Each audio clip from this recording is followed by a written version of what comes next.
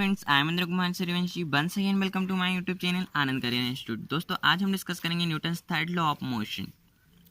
दोस्तों, Newton's first law of motion और second law of motion हमने लास्ट वीडियो में डिस्कस कर चुका है, उनका निगमन भी देखा है। आपको क्लियर करना है तो आप प्लेलिस्ट में जाकर देख सकते हैं। चलिए दोस्तों, स्टार्ट करते हैं Newton's third law of motion. इस नियम को दोस्तों क्रिया प्रतिक्रिया का नियम भी कहते हैं, law of action and reaction.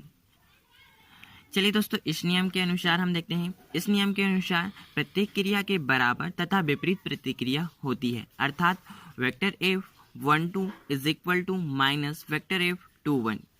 दोस्तों, यहाँ पे वेक्टर F12 पहली वस्तु द्वारा दूसरी वस्तु पर लगाया गया बल और वेक्टर F21 दूसरी वस्तु द्वारा पहली वस्तु पर लगाया गया बल है। दोस्तों, जब दो द्रव्यमान m1 व m2 द्रव्यमान वाली हमने माना दो वस्तुएं एक दूसरे से टकरा रही हैं, उनके बीच म्यूचुअल इंटरेक्शन हो रहा है, अन्योन क्रिया हो रही है, एक दूसरे से बाहर टकरा रही हैं, तो पहली वस्तु द्वारा दूसरी वस्तु पर लगाया गया बल और दूसरी वस्तु द्वारा पहली वस्तु पर लगाया गया बल बराबर होगा तथा विपरीत होगा, इसलिए यहाँ पे माइनस चिन्ह आ रहा है। दोस्तों,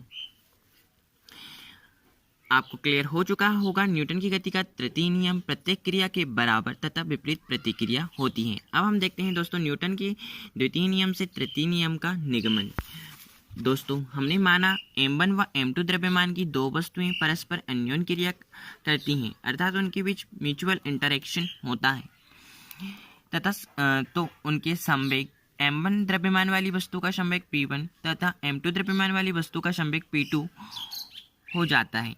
चूंकि इन पर कोई बाह्य बल आरोपित नहीं होता है दोस्तों, अतः न्यूटन की गति के द्वितीय नियम से हमें पता है दोस्तों, न्यूटन की गति का द्वितीय नियम, इस नियम के अनुसार किसी वस्तु का संवेग परिवर्तन की दर लगाए गए बल के अनुक्रमानुपाती होती है तथा संवेग में परिवर्तन वह उस दिशा में होता है दोस्तों जिस दिशा में बल लगाया जाता है। यह न्यूटन की गति का द्वितीय नियम है।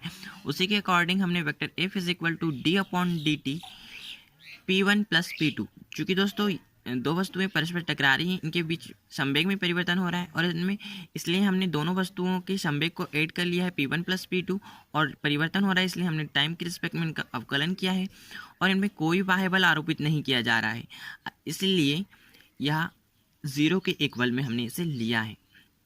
अतः दोस्तों, हम इसे इस प्रकार से लिख सकते हैं d/dt P1 plus d/dt P2 is equal to 0। अतः हम जब इस डिजिट d/dt P2 को लेफ्ट हैंड साइड में राइट हैंड साइड में पक्षांतरित करेंगे दोस्तों, तो माइनस का चिन्ह आ जाएगा, तो यह हो जाएगा d P1/dt is equal to d minus d P2/dt। दोस्तों, यहाँ पे d P1/dt यहाँ दिखा रहा है वेक्टर F12, अर्थात द्रव्यमान m1 वाली वस्तु पर द्रव्यमान m2 वाली वस्तु द्वारा लगाया गया बल और d P2/dt is equal to होता है दोस्तों वेक्टर F21, द्रव्यमान m2 वाली वस्तु पर द्रव्यमान m1 वाली वस्तु द्वारा लगाया गया बल।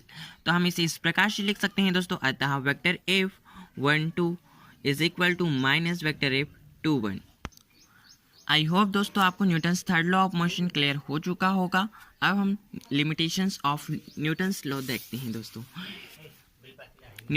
लिमिटेशंस ऑफ न्यूटन्स लॉ के अकॉर्डिंग न्यूटन के नियम केवल जड़त्वीय फ्रेम में लागू होते हैं। यह अजड़त्वीय अर्थात त्वरित तथा घूर्णीय फ्रेम में अथवा घूर्णीय फ्रेम में लागू नहीं होते हैं। दोस्तों, न्यूटन के नियम केवल तभी लागू होते हैं जबकि कण अथवा वस्तु का द्रव्यमान नियत हो, अर्थात वेग आपेक्षिकीय या प्रकाश के वेग की चाल की तुलना में नगण्य हो, अन्यथा कण या वस्तु का द्रव्यमान नियत नहीं रहेगा। दोस्तों, आई होप आपको लिमिटेशंस समझ में आ गई होगी।